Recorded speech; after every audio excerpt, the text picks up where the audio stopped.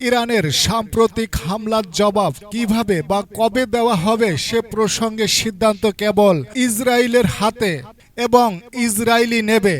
বিশ্বের একমাত্র ইহুদি রাষ্ট্রের প্রধানমন্ত্রী বেনিয়ামিন নেতানিয়াহু বৃহস্পতিবার ব্রিটেনের পররাষ্ট্রমন্ত্রী ডেভিড ক্যামেরুন এবং জার্মানির পররাষ্ট্রমন্ত্রী অ্যানালেনা এর সঙ্গে এক বৈঠক ইস্যুতে সরকারের অবস্থা স্পষ্ট করেছেন।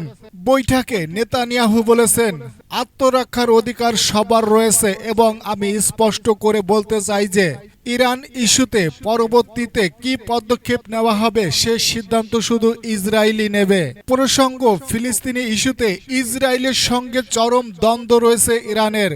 সেই দ্বন্দ্ব আরও ব্যাপকভাবে বেড়েছে গত ৭ই অক্টোবর গাজায় ও ইসরায়েলি বাহিনীর অভিযান শুরুর পর থেকে।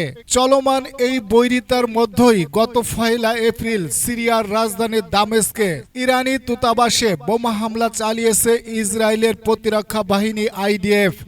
এতে নিহত ১৩ জন। নিহতদের মধ্যে ইরানের সামরিক বাহিনীর এলিট শাখার ইসলামিক রেভলিউশনারি গার্ডের IRGCর দুজন জ্যেষ্ঠ কমান্ডার মোহাম্মদ রেজা জাহেদি এবং মোহাম্মদ হাদি হাজি রহিমও ছিলেন। হামলার দায় এখন পর্যন্ত ইসরায়েল স্বীকার করেনি।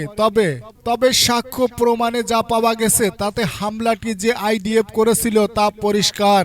এই ছিল হাতে পাওয়া আজকের আন্তর্জাতিক আপডেট। পরবর্তী আপডেট খবর পাওয়ার জন্য সঙ্গে থাকুন। আল্লাহ হাফেজ।